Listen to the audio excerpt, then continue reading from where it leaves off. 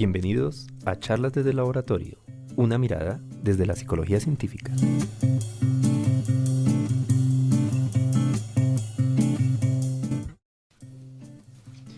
Bienvenidos a nuestro programa de Charlas desde el Laboratorio. Mi nombre es Jairo Rosso, coordinador del Laboratorio Iván Pavlov de la Fundación Universitaria de los Libertadores, y el día de hoy nos encontramos con dos invitados. Por un lado, el profesor Andrés Santa Coloma, psicólogo y profesor de la Universidad Católica de Colombia, junto con Laura Bejarano, estudiante de Psicología de la Universidad Católica de Colombia e integrante del semillero de investigación Balance. Con ellos hablaremos acerca de los trastornos de la conducta alimentaria y el aprendizaje. Estás escuchando Charlas desde el Laboratorio. Bienvenidos, muchas gracias por estar aquí, Andrés, Laura. Jairo, muchas gracias por la invitación. Muchísimas gracias por la invitación. Bueno, perfecto. Vamos a hablar hoy de trastornos de la conducta alimentaria y el aprendizaje.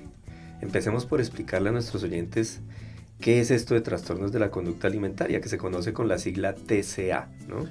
¿En qué consiste esto de los trastornos de la conducta alimentaria? Bueno, arranquemos por quitarle la T y hablemos de qué es conducta alimentaria para entender qué es trastorno. Perfecto. Conducta alimentaria es una conducta, como su nombre lo indica, es decir, es una acción de los organismos, no solamente de los humanos, que tienen una función contextual, temporal, simbólica incluso. En fin, tienen múltiples funciones. De hecho, es una de las conductas que recuerdo que alguna vez contigo lo hablamos en el congreso que se organizó aquí en Libertadores, allá en 2010, 2012. Hablábamos de esa era, creo que fue una mesa de trabajo contigo, que era, y pues es una conducta supremamente compleja, porque no se trata solamente de ingerir alimentos, sino tiene un montón de funciones de comportamiento, ¿cierto? Sociales, afectivas, etc. Entonces, si uno lo mira netamente biológico, pues sería la ingesta de alimentos, pero no es solo eso. Entonces, comer. ¿Qué es comer? Entonces, cuando hablamos de comer, ¿cómo establecemos que realmente sea conducta? Para poder hablar, decimos que la persona voluntariamente, ¿sí? Elige el alimento, y estamos hablando de alimento, ya vamos para allá, y lo ingiere. Lo ingiere es que lo traga. ¿Sí? Por ejemplo, comer chicle no es correcto, porque no se hace ingesta, sería mascar chicle. Correcto. Y en esa medida tenemos la unidad precisa de medida de la conducta alimentaria, y es la ingesta, es decir, cuando se traga el alimento de manera voluntaria como acción del organismo en función del contexto, la disposición del alimento, las instrucciones, en fin, una cantidad de cosas. Y eso sería conducta alimentaria. Entonces, ¿cuándo se convierte esta conducta en trastorno? Cuando esta conducta está alterada o dañada, por decirlo, digamos, coloquialmente, sí.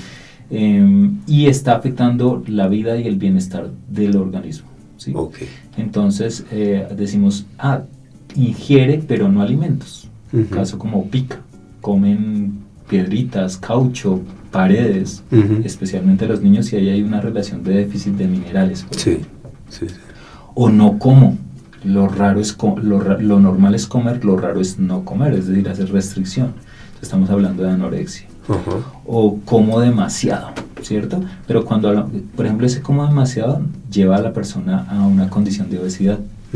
Pero eso en términos psicológicos no está contemplado como un problema de conducta alimentaria, ni un trastorno. Pero la obesidad es una pandemia no contagiosa declarada por la OMS desde 2016. Sí. Entonces, si entendemos, decimos que trastorno es cuando mi conducta me lleva al daño de manera alterada y me aleja del bienestar, ¿cierto? Entonces, digamos, aquí lo estamos hablando para que sea de pronto un programa de mucha orientación muy básico. Entonces entendemos que es un trastorno de conducta alimentaria. Es una conducta alimentaria alterada en su función y que me lleva a un estado inadecuado y a un malestar, alejándome de lo que es la sensación de bienestar. De sensación de bienestar. Perfecto. Y en ese orden de ideas, entonces, estos trastornos de la conducta alimentaria ¿se pueden aprender o tendrían una causa netamente biológica?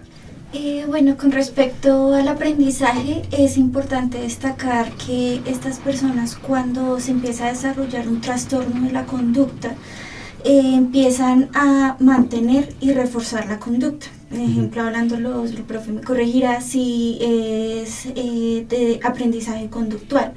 Entonces, también está aprendido desde el aprendizaje vicario. Entonces, por ejemplo, si ven estas conductas, por ejemplo, en familiares, también está muy relacionado con redes sociales. Entonces, sí, aparte de lo biológico, también hay un factor grande que es lo aprendido. Ok. Yo quiero decirte algo ahí, Jairo, y es, llevo casi ya como unos 18, casi para 20 años trabajando en este tema, y yo me puedo ya arriesgar a cosas. Sí, eso es lo chévere de ya empezar a ser viejitos. y yo podría decir que si no todos, casi todos los casos de trastorno de conducta alimentaria tienen base de aprendizaje. Pero me voy más porque todos. Por una razón. Te voy a dar un ejemplo de por qué. Entonces, si una persona por X o Y razón, la que sea, el contexto y el ambiente, la razón no nos interesa ahorita, termina haciendo restricción alimentaria de su almuerzo. Entonces, ¿cómo estás tú por estos días? No tengo que entregar notas, no, se cierra la plataforma y me quedé calificando y o haciendo el informe, el cierre de caja, lo que corresponde a cada quien, por ejemplo, y no almuerzo. ¿Lo hace una persona anoréxica? No, es simplemente una ocasión, ¿no? Es una conducta netamente contextual a la ocasión, en una función. Vamos al lado contrario, estás de cumple y entonces Laura es aquí tu amiga de trabajo y te invita a almorzar, y yo llego acá de amigo de vida y te invito a almorzar, entonces terminas almorzando 2 veces. ¿Eso te hace una persona con sobrealimentación? No, sigue siendo ocasional. Para que una persona tenga un trastorno de conducta alimentaria, anorexia, bulimia, se tiene que estructurar un patrón de conducta que lo lleve a unas funcionalidades alteradas de malestar. Y para que eso ocurra, no puede suceder si no hay funciones de aprendizaje. Es decir, cómo sostienes la conducta a través del tiempo, la funcionalidad, la teleología, etc.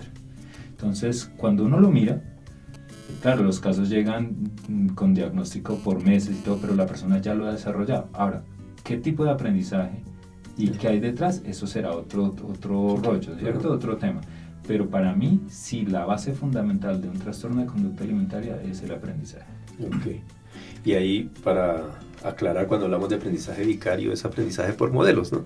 Para las personas que no están dentro de nuestro ámbito, que lo puedan entender. Entonces, el aprendizaje, que puede ser instrumental, clásico o vicario, o todos al mismo tiempo, ¿no? Porque pueden suceder muchos de estos. Hay muchas cosas. Entonces, uno puede hablar de todos los tipos conductuales de aprendizaje: por asociación, contingencia directa, por reforzamiento, todo.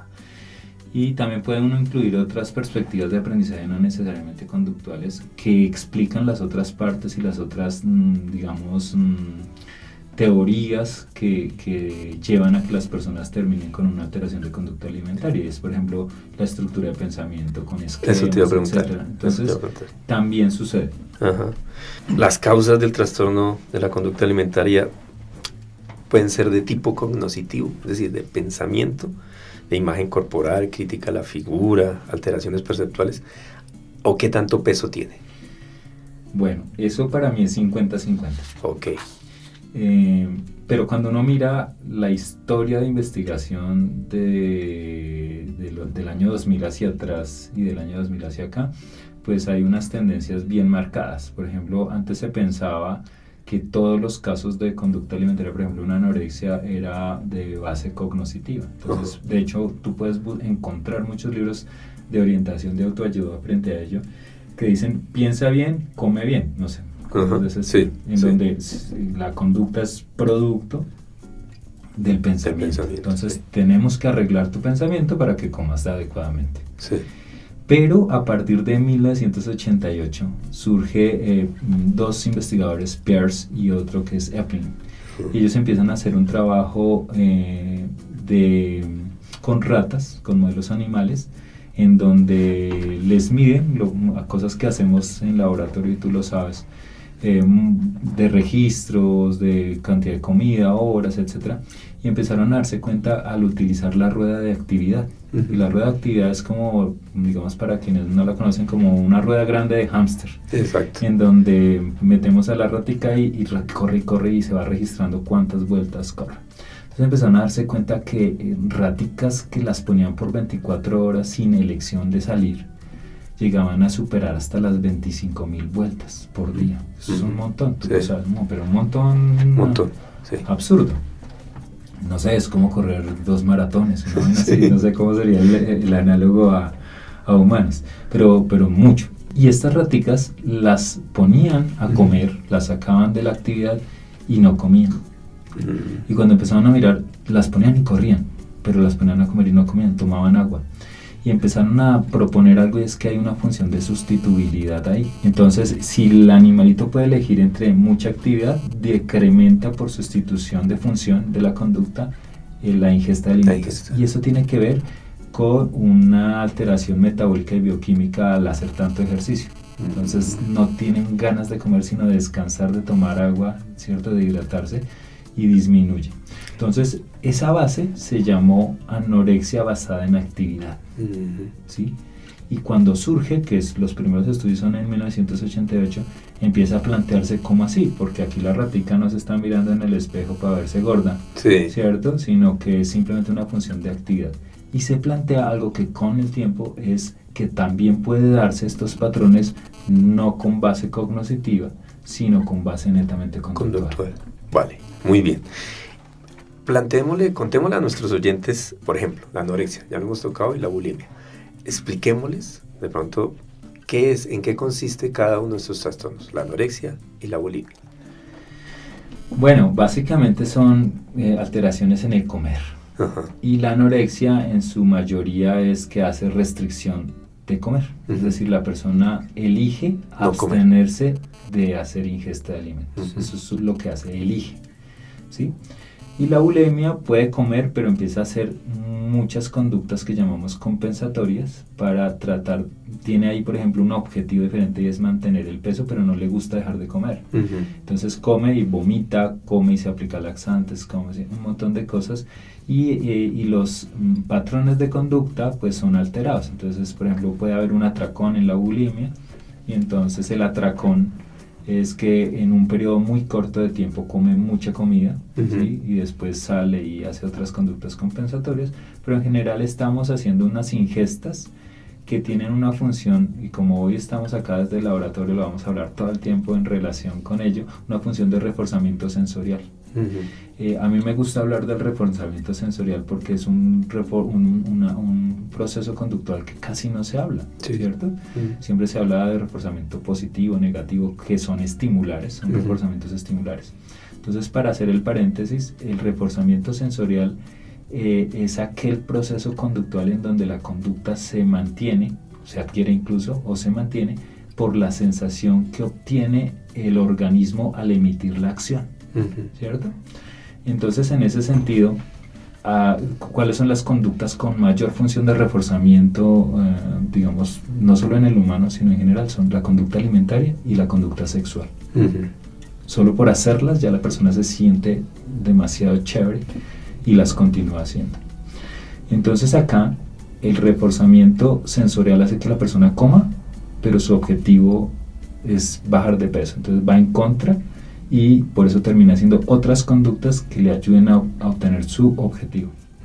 Como vomitar, por ejemplo, como vomitar o ponerse laxantes, etc. Entonces la sensación le agrada y fíjate que ahí viene a jugar algo muy importante, y es que muchas personas con anorexia o con bulimia, si tú les preguntas ¿te gusta la comida? Ellos te dicen sí. Sí, sí, sí. ¿Y por qué? Porque el sabor, la textura, estamos diseñados para eso. Entonces, de hecho, he leído que hay muchas personas anoréxicas que les gusta cocinar para otros, que les gusta la comida y todo lo que hay alrededor de la comida, pero para otros. Ellos no la consumen, pero sí les gusta alrededor de. Claro, Wadsworth, que es otro de los teóricos con los que históricamente he tenido una discusión grande sobre el concepto de conducta alimentaria, él dice que la conducta alimentaria es toda acción en relación con el alimento. Sí, yo te dije la mía, la que precisamente propuse en aquel congreso que organizó aquí los Libertadores. Esa fue la primera vez que hablé de mi postura. Y yo no estoy de acuerdo que sea toda, porque conducta alimentaria para mí la unidad de medida es la ingesta. Pero Weisworth dice que la preparación es conducta alimentaria. Para mí no. Claro, lo amplifica mucho. ¿Cierto? Lo amplifica porque claro, trabaja el alimento, pero los trastornos no están relacionados con la cocina o con el compartir, están relacionados con la ingesta. Claro. Entonces ahí yo me distancio de él, pero él lo menciona, la preparación, la elección, la compra, etcétera. Él los pone como una categoría y es muy valioso lo que él hace porque nos da otras posibilidades de estudio y otras funcionalidades de la conducta alimentaria, lo simbólico, lo afectivo, etcétera. Y no, y lo interesante es que, o sea, uno podría pensar, a la persona anoréxica es que no le gusta comer, aborrece la comida, y no ese es el sentido, es que, como tú bien decías, elige no comer, así le pueda parecer agradable o estimulante la comida y todo lo que hay alrededor de ella. Y una cosa que hay que nombrar aquí es que las personas anoréxicas suelen hacer mucho ejercicio. Y eso que tú has contado, el experimento con ratas en el laboratorio, pues es muy interesante porque el hacer mucho ejercicio va a disminuir biológicamente, digámoslo, el consumo de alimento, ¿no? Sí, las personas que hacen mucho ejercicio nos llevan a mostrar algo, y es que ¿qué es lo primero que uno tendría que hacer como terapeuta o como agente de salud para rescatar a estas personas de una situación que, recordemos, la anorexia es el único trastorno psicológico que puede llevar directamente a la muerte? Pero ¿cómo las rescatamos? Lo primero que tenemos que hacer es coma, y no es si quiere, ¿sí? Por eso los hospitales o las unidades de salud prefieren tener a estos pacientes internos porque ya tienen el control sobre todo el repertorio conductual. Si tú los pones a elegir, ¿qué van a elegir? ¿Cierto? Hacer la restricción. Entonces lo primero que uno tiene que hacer es ¿por qué? ¿Y por qué no entrar como a hablarle y a explicarle? Porque viene una base de todos los estudios de anorexia basada en actividad, y es, primero tengo que resolver el problema biológico de desnutrición. Un cerebro desnutrido es un cerebro que no piensa bien. Exacto. Entonces no hay sentido de hablarles. Le necesito que coma, no que me entienda, no que me quiera, no que me acepte. ¿Sí? Y por eso esos programas son como tan drásticos en ese sentido, pero hay que entender que las personas en procesamiento de la información, si nos vamos a otro tipo de teorías, pues no están biológicamente adecuados para procesar información. Exactamente. Entonces no va a haber terapia cognitiva que valga ahí, digamos. No, exactamente, por eso no funciona muchas veces. ¿Sí? Hay otros casos que sí. Cuando ya la persona va avanzada, va recuperándose, ahí sí ya podemos, y funciona mejor en esa otra etapa, digamos, cuando la persona ha avanzado, funciona mejor la terapia de procesamiento de información que la conductual. Pero la conductual funciona mucho mejor en los primeros estadios. Vale, perfecto. O sea, cuando estamos muy profundos. Ahora, eso no es 100%, pero uno puede ver las tendencias, y la lógica yo creo que nos ayuda ahí. Perfecto.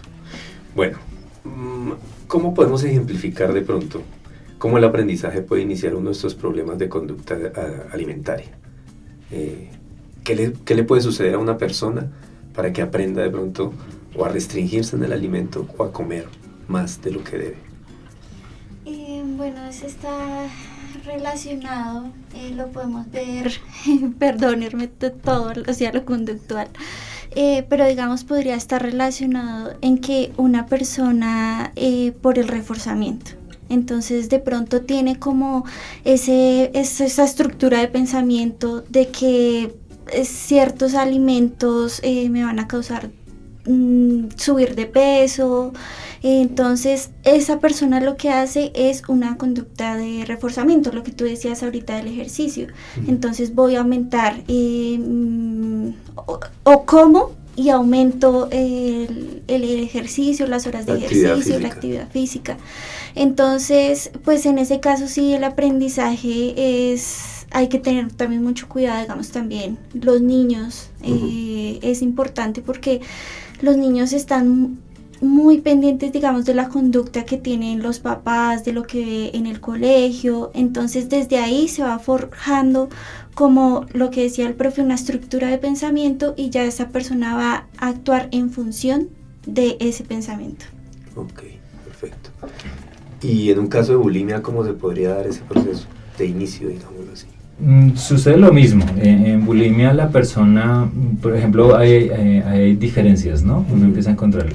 Y hay más diferencias hay una discrepancia entre mis objetivos, incluso de forma y figura, y mis objetivos de alimentación. Entonces, me encanta comer, me siento muy bien comiendo por reforzamiento sensorial, por reforzamiento estimular, porque el alimento termina siendo un estímulo al final, entonces es un reforzamiento complejo, compuesto, entonces me parece chévere. Pero comer y comer y comer me lleva a subirme de peso, y no quiero subirme de peso porque quiero mantener una condición de forma y figura socialmente aceptada, y empieza a esa persona a tener unas discrepancias en ese sentido. Y fácilmente lo ponen a elegir, ¿sí? La conducta alimentaria siempre está en función de la elección: qué como, cuándo como, por qué como, para qué como, con quién como, ¿sí? Un montón de elecciones. Y cuando hace eso, la persona empieza a elegir hacer las dos, pero termina haciéndolo inadecuadamente. En la Uniminuto estuvimos hace como un mes, 2 meses, con Lau haciendo una presentación sobre consumo de azúcar, y con otras chicas del equipo del Semillero Balance. ¿Por qué estamos estudiando el azúcar? Porque el azúcar, al ser tan adictivo, hace que la gente aumente la frecuencia de consumo de alimentos, pero generalmente procesados o con altas cargas de azúcar saturada. Entonces me lleva a seguir comiendo, y eso me aleja de mi objetivo de forma y figura, pero quiero seguir sintiendo ese sabor.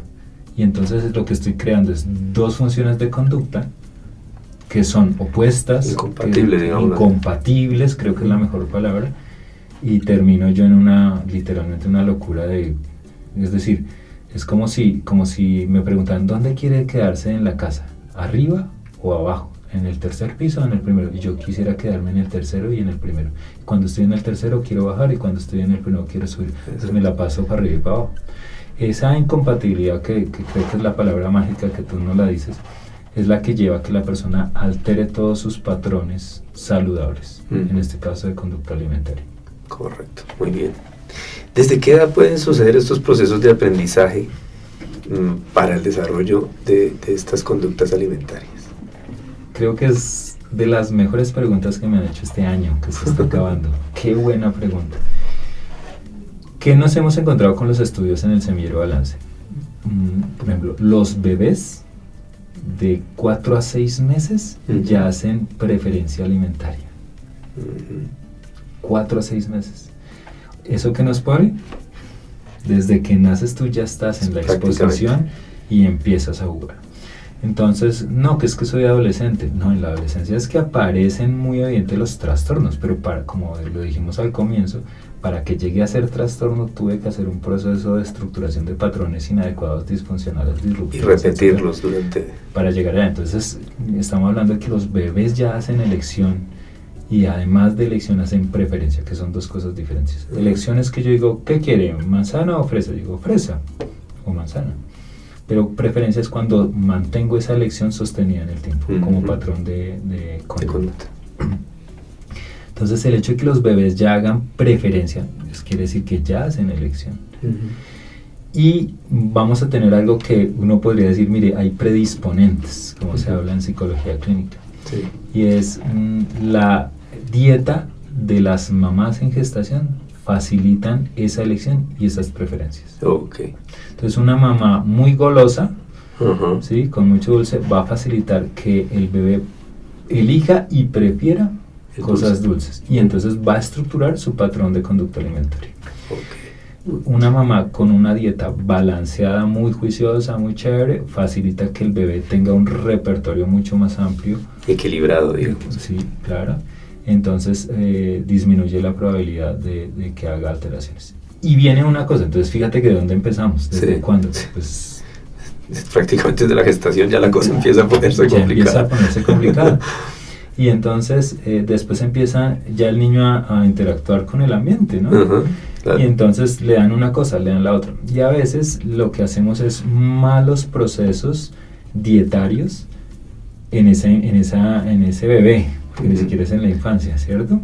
Entonces yo he visto, y lo he visto mucho en TikTok, por ejemplo, que ponen videos de, le dimos limón al bebé y el bebé tiene 3 meses, entonces en ese momento le estamos haciendo un daño en papilas, etcétera. No es el momento, más o menos los que saben dicen que un bebé debe empezar a estar expuesto a ácidos de 8 hacia arriba, 8 meses arriba.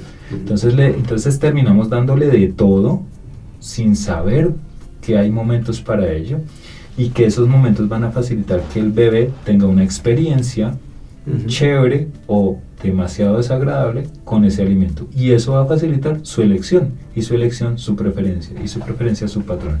Entonces, saber qué le damos a los bebés, cuándo se lo damos, cómo se lo damos, que son en últimas las funciones de la conducta, nos va a ayudar a prevenir desde ese mismo instante futuros trastornos de conducta alimentaria. Vale, muy bien. Me surge una pregunta aquí. 2, Señor. Como 3, pero bueno, vamos a empezar por la primera. ¿Qué tanto peso tiene en trastornos de la conducta alimentaria lo social, los modelos sociales de belleza, de figura, de forma? Si nos ponemos a pensar, desde que un niño es pequeño, o sea, realmente es muy difícil porque, digamos, la niña tiene el estereotipo o se enfrenta a esas visiones donde la mujer es delgada, donde un estereotipo de belleza bastante marcado, ¿sí? O a lo delgado. Si nos vamos hacia el lado, digamos, de los niños, ya es que la contextura sea como más robusta, entonces es complicado. Yo siento que, digamos, también en el caso de los hombres, el profe me corregirá, es complicado tener un trastorno de la conducta alimentaria. Sí, entonces sí está bastante influenciado por la sociedad, también por los estándares, digamos, de lo que se escucha en familia. Si dentro de la familia se le mencionan cosas sobre su cuerpo, sobre cómo está comiendo, ¿sí? Entonces es importante tener en cuenta que es importante estar chequeando como los alimentos y lo que consume, no sé, lo que decía el profe, un bebé, un niño, una persona como tal, pero ya no entrar como a juzgar la apariencia física como tal de la persona.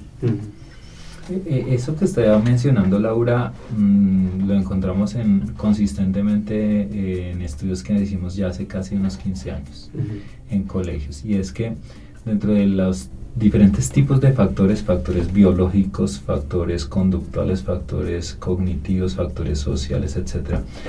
El factor que siempre aparecía con un alto porcentaje de afectación para iniciar trastornos de conducta alimentaria es la crítica social.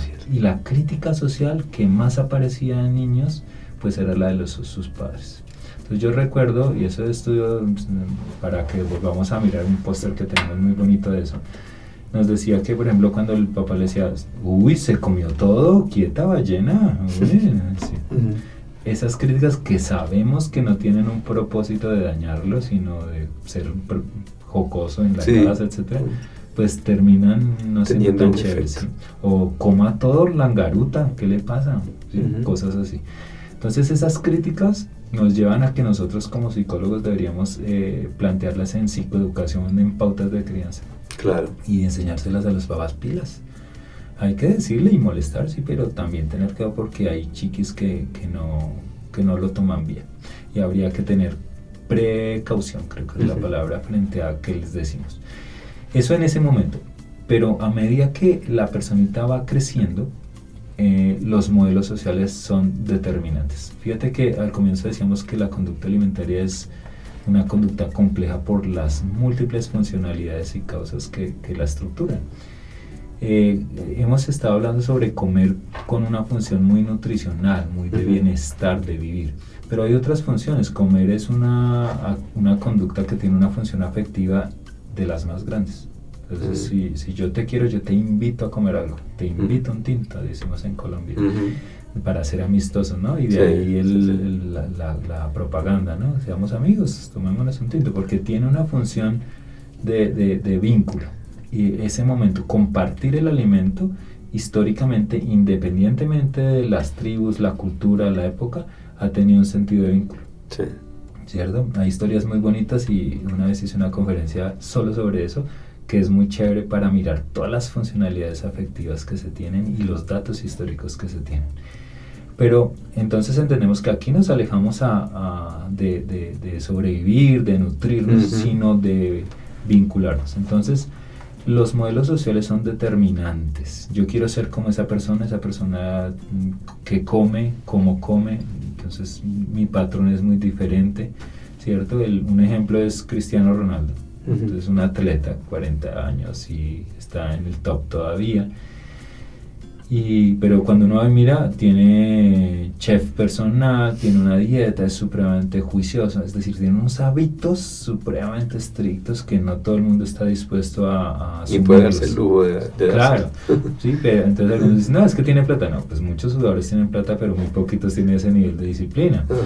Entonces, es muy difícil establecer hábitos saludables en función de lo social, de lo laboral, en función de lo afectivo, que es toda la parte ya de interacción social. Exacto. Los modelos te dicen qué ser, pero fíjate que hace muchos años en Colombia había un comercial de televisión que decía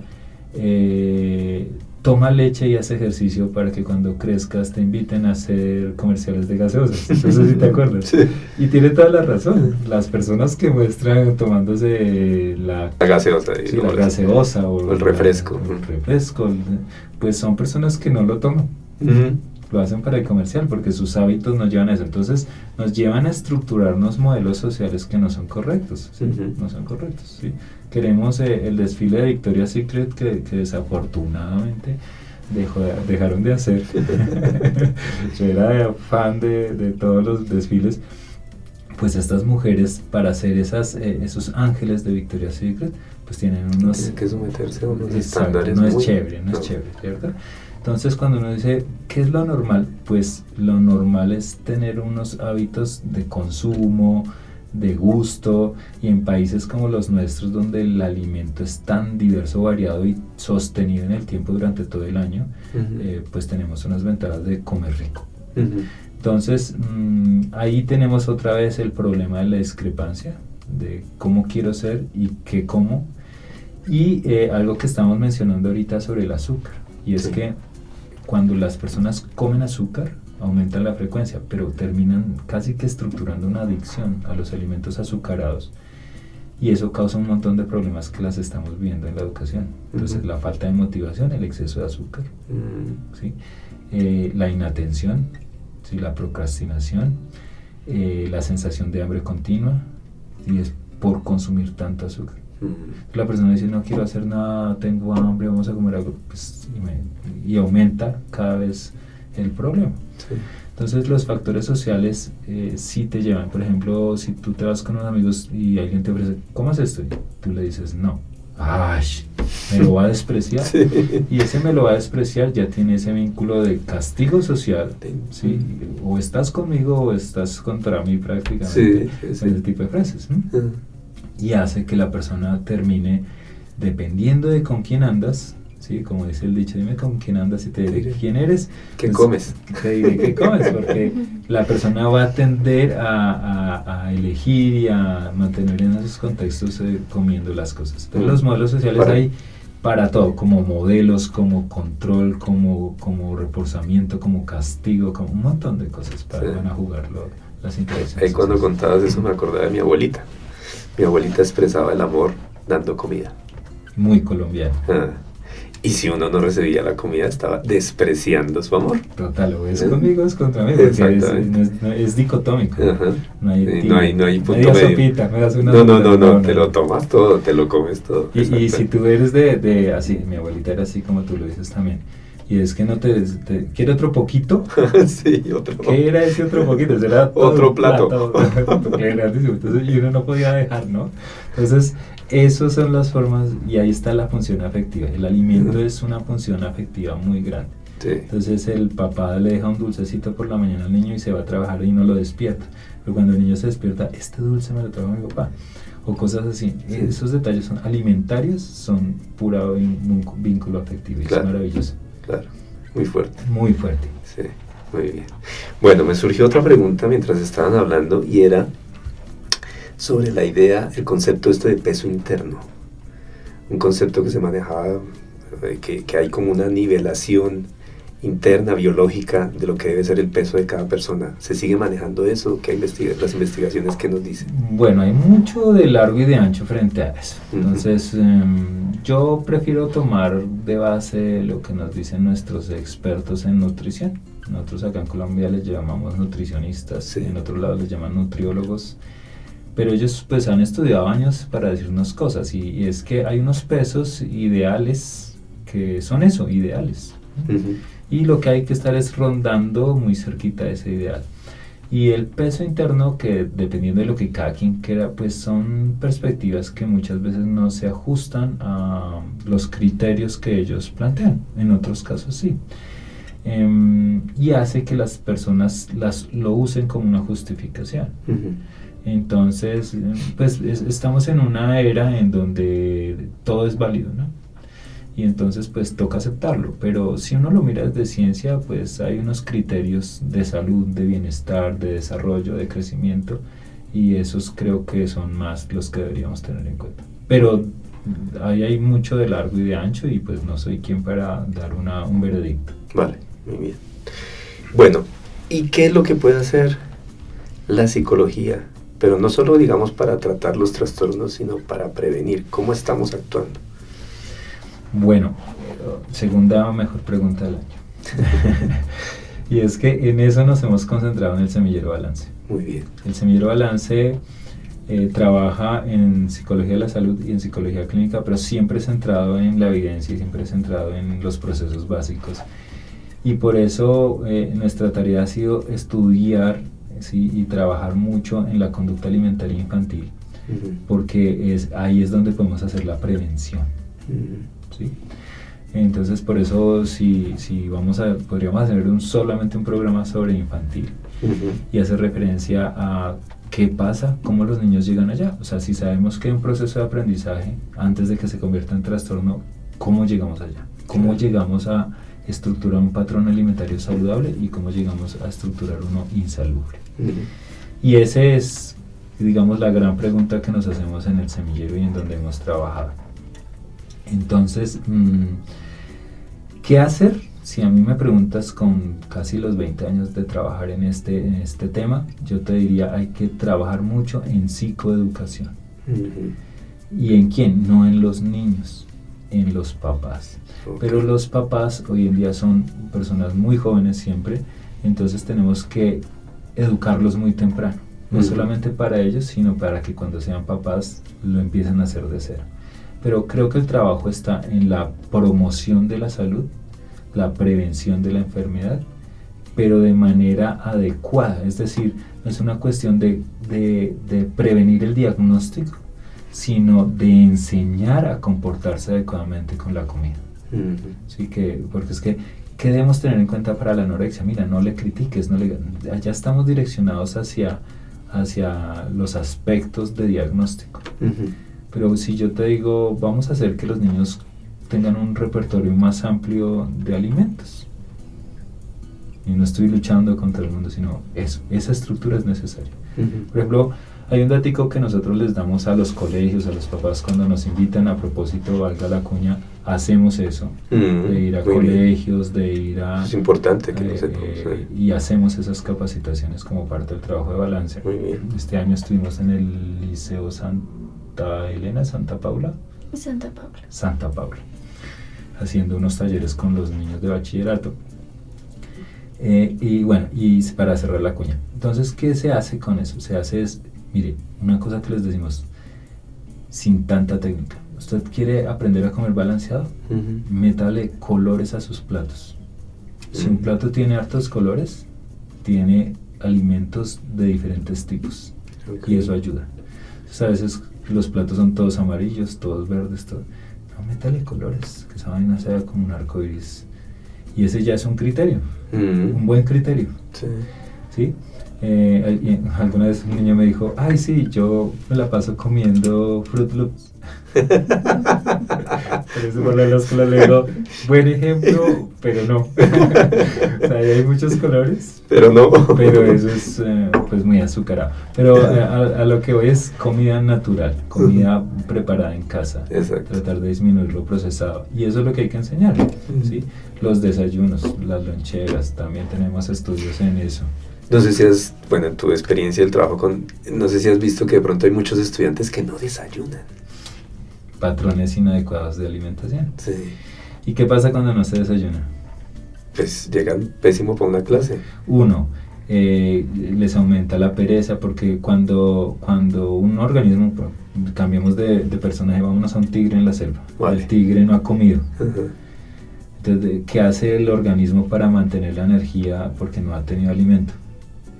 Pues tratar de que se comporte menos para menor gasto calórico. Sí. Por eso tiende a dormir. A dormir, claro. Entonces, bajo esa misma, pues, estamos hablando del tigre. Acá el que no desayuna pues llega con más sueño, llega con más perecita, le facilita la procrastinación, pero no solo eso, sino que recuerda que hay algo que a nivel metabólico ahí es la reserva refleja, y es básicamente qué le estás diciendo a tu cuerpo, si se pudiera hablar, ¿no? Esto es caricatura. Le estás diciendo al cuerpo, mira, no hay alimento disponible. ¿Sí? Pensemos otra vez en el tigre, ¿qué hago? No he conseguido venados hoy o alces, bueno, no sé qué coman.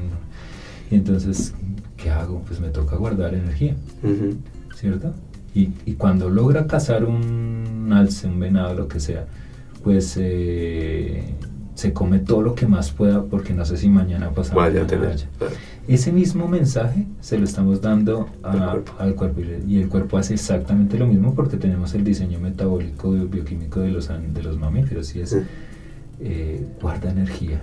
Como todo lo que pueda porque mañana no sabemos. Claro, entonces cuando come, el organismo trata de hacer, de guardar toda la reserva, ¿cierto? Calórica y de energía que más pueda, y por eso facilita que haya tejido lipídico. Si tú miras epidemiológicamente, uno de los problemas colombianos, y especialmente cundiboyacense en un alto grado, son las hiperlipidemias. Y eso tiene que ver con unos malos hábitos de alimentación en donde se come mucho almidón, que la gente llama a las harinas, que no son harinas, pero y come mucho, entonces guarda y guarda y guarda, y eso facilita la obesidad, pero facilita no solamente que guarde por obesidad, sino que como nunca lo gasta, eso se convierte en glucógeno y luego en, ¿cierto? Como reserva, y facilita que la persona tenga una diabetes, ¿sí? Entonces, pero esa facilidad es el mensaje que le damos por no desayunar. Las personas que desayunan, el organismo no guarda tanto, porque le estamos mandando el mensaje, hay alimento disponible, no hay necesidad de guardar tanto. Vale. Cosas chiquitas, ¿no? No, pero está súper importante eso, ¿eh? Y muchos alumnos, muchos niños del colegio, en la estudiantes de la universidad, llegan a la clase y no han desayunado, y están muertos, y no saben qué hacer, y no pueden concentrar, en fin. Obviamente. Fatal. Bueno, ¿puede ser el aprendizaje un factor de protección y bienestar para prevenir la aparición de un trastorno de la conducta alimentaria? Total. Concluimos que sí, ¿cierto? Sí, sí, sí, y en eso trabajamos. Por eso hacemos las capacitaciones, los talleres y todo, porque hay que enseñar en eso. Así como se aprende para desarrollar un trastorno, se aprende para tener hábitos saludables. Claro. O sea, el hábito saludable se basa en la estructura de aprendizaje. Entonces, si yo no tengo buenos aprendizajes, no lo voy a lograr. Ya, total. Premisa número 1. Y ese es el trabajo de... Ahora cuéntanos un poquito el semillero Balance. ¿Cuál es la historia del semillero? Laura, ¿cómo entraste tú al semillero? Cuéntanos. Bueno, yo ya voy a cumplir 1 año en el semillero. Ajá, muy bien. Realmente es un semillero que me impresiona la historia que tiene, o sea, digamos como tal, cómo se construyó y cómo el profe lo sacó a flote, la verdad no tengo mucho conocimiento. Sin embargo, es un semillero que está muy involucrado en lo que tú decías, digamos, lo de la alimentación. Realmente es un semillero en donde, aparte de tú entrar a la parte investigativa, también en cierto modo haces práctica. Entonces, lo que decía el profe, entonces ir a los colegios, este tipo de actividades realmente es muy enriquecedor y que pues no solamente se enfoca en un solo tema. Entonces, hay diferentes temas como las pautas de crianza, por un tiempo tuvimos algo de los niños con cáncer. O sea, tiene mucha variedad de temas, entonces es un semillero que de verdad aporta bastante y te brinda mucha experiencia. Realmente es importante aprender como pues estudiante de psicología, entender al ser humano y entender las diferentes como los diferentes panoramas que tiene el ser humano y cómo uno como psicólogo y también pues en medio de todo como persona puede atribuir a una mejoría en el ser humano. Mira que el semillero arranca informalmente hace 20 años, en el 2004. Formalmente como el 2005, 2006, 2007. Porque en ese tiempo todavía no había formalmente que era un semillero. Sí, no era la idea de semillero. Y no existía por conciencia. De hecho, yo puedo decir algo, y voy a decir algo que suena medio, ¿cómo se dice? Odioso, pedante, bueno, tú me corriges. Nosotros estuvimos en las mesas de trabajo de Colciencias para proponer que era un semillero, porque ya veníamos trabajando, o sea, así de viejos somos. Y pioneros, no viejos, pioneros. Me gustaría que, como nunca se habla de esto y aprovechando tu programa y tu pregunta, empezamos por una orientación del profesor Tiberio Pérez Manrique, a quien le mando un abrazo y quien fue mi mentor y mi profesor en aprendizaje también, como lo hiciste tú. Y con Tiberio fue quien me puso un día a leer lo de anorexia basada en actividad. Él me dijo, ¿a usted le gustan los temas raros? Le hace esto. Y ahí empezamos, oiga, qué chévere, hagamos cosas de eso. Y empezamos a hacer pruebas de anorexia basada en actividad y cosas así. Y ahí ya empezamos, estudiantes, ya estaba yo, mis primeros días de docente, muy chiquito también. Y empezamos con algunos estudiantes, hoy en día también grandes profes, algunos incluso jefes míos, a trabajar, y ahí arranca con el sentido de trabajar en salud, de trabajar utilizando los procesos básicos. Muy bien. ¿Qué temas han ido trabajando con los años? Cuéntanos así un poquito. Conducta alimentaria ha sido un icónico, fue con el que comenzó y no nos sueltan. De hecho, hay gente que le dice el semillero de alimentación, que no es cierto. Sí. Balance se llama porque hace referencia a que la conducta en general debe estar balanceada, equilibrada. Homeostasis. La homeostasis, sí, eso es cierto. Entonces, trabajamos cosas, por ejemplo, los temas de este año fueron prevención en suicidio, rendimiento escolar a partir de la conducta alimentaria fuera de azúcar, consumo de azúcar, violencia de pareja, ¿sí? Hemos estado trabajando unas cosas con realidad virtual, todo lo encaminado a salud, pero en general, por ejemplo, hemos hecho unas cosas muy lindas como, por ejemplo, unos registros para personas con diabetes mellitus, personas para control de alimentación en condición de riesgo cardíaco, personas con cáncer de estómago, que comen los que no pueden comer, se llama ese proyecto. Toda la prevención de niños, que estuvimos en el libro latinoamericano de conducta alimentaria invitados por Antonio López Espinosa, que tú sabes que si no es el más en Latinoamérica está en el top 3, con quien nos ha acompañado en muchas cosas. Bueno, en fin, digamos que se hacen un montón de trabajos encaminados a mejorar la salud humana desde lo psicológico. Sí, pero además interesante que no solo es la investigación básica, sino también trabajos de educación, de formación. Sí. Y eso da también, como decía Laura, pues mucha muchas tablas, ¿no? A la hora de trabajar como psicólogo. Sí, por eso cuando nos invitaste dijimos sí, que es parte del espíritu del semillero, es venir a divulgar las cosas, a aportarle a la sociedad. Y cuando nos invitan de colegios o nos llaman o bueno, incluso de padres de familia, pues vamos, porque si no se queda todo en un anaquel en la biblioteca. Sí. Y se ha hecho mucho y hay mucha gente valiosa. Laura es un ejemplo. Y hay estudiantes que desde muy chiquitos están interesados en aportar, pero también toda esa experiencia les da un bagaje a ellas y a ellos de presentarse, de hablar en público, de investigar, de tener ideas, de conocer personas. Y creo que de eso se trata la ciencia muy juiciosa. Entonces, eso hace balance. Muy bien, muy bien. Que hace parte, valga la cuña aquí, hace parte del grupo de investigación enlace del CEIPS, que es el Centro de Investigación en Psicología de la Universidad Católica de Colombia. Muy bien. Ahí lo dije completo. Y si de pronto alguien de un colegio nos está escuchando y dice, oiga, qué chévere, yo quiero invitarlos, ¿cómo me contacto con ellos? Nos puede buscar por redes. Ajá. Estamos Semillero Balance en Facebook, Instagram, TikTok, LinkedIn. ¿Por dónde vas? Twitter, ¿no? Twitter, eso sí, por Bueno, todo. X, ahora X. Es muy fácil, nos mandan un mensaje por ahí, que es por donde generalmente nos contactan, o si no, nos pueden escribir a semillerobalance@ucatolica.edu.co, que es el correo oficial e institucional del semillero, semillerobalance@ucatolica.edu.co. Perfecto, muy bien, genial. Me ha encantado conocer toda esta información de tu semillero, Andrés. Genial. No sé si nos queda algo en el tintero que quisiéramos comentar, que no haya preguntado yo, que quieras decir. Uy, mucho. Yo me quedaría aquí. Tenemos para otro programa. Sí, no, podríamos hacer una serie juiciosa. Vale.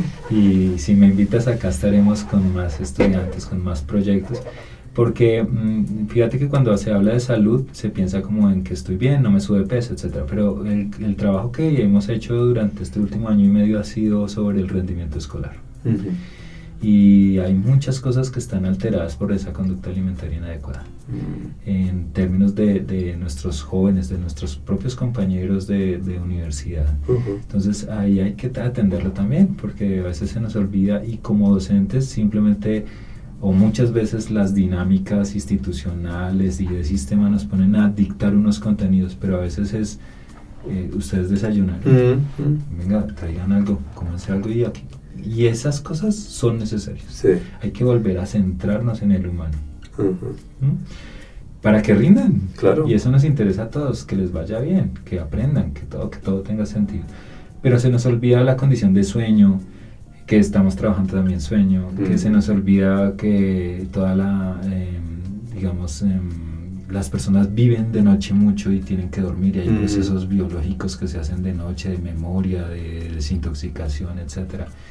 Por eso tenemos y logramos sacar una electiva en la universidad donde trabajo que se llama Saludarte, el arte de los hábitos saludables, así se llama toda la electiva. Y hay 3 ejes: aprender a comer, aprender a descansar y aprender a hacer actividad física. Muy bien. Es una electiva muy rara, les parece a los chicos, y pues incluso una clase es de dormir. Entonces todos como así, tocan ir en pijama ese día. Muy bien. Y la gente dice, ¿qué es? ¿En serio? Y entonces sí, toca dormir. Te puedo mostrar ahorita detrás del programa, detrás de cámaras, como se dice, detrás de micrófonos, fotos, y es aprender a dormirse, a tener higiene del sueño, o aprender a hacer actividad física, a evaluarse, aprender a comer, qué come, cómo hago una lonchera para traer para la universidad. Son cositas que no porque las hagamos nosotros, sino porque yo estoy convencido que son necesarias en el mundo, independientemente de quién las haga. Muy bien, me alegra. Pues ya queda el compromiso. Tenemos harto para el otro año. Sí, para el otro año vienes aquí y nos comentas otros 2 o 3 programas sobre todo este tipo de iniciativas. Con mucho gusto atenderemos la invitación. Y con más estudiantes, perfecto. Claro que sí. Muy bien. Bueno, muchísimas gracias a Andrés, a Laura por haber aceptado nuestra invitación, por venir a contarnos tantas cosas interesantes del Semillero Balance. Y no resta más que agradecerles también a nuestros oyentes e invitarlos a un nuevo programa de charlas del laboratorio con nuevos invitados y nuevos temas de interés para la psicología.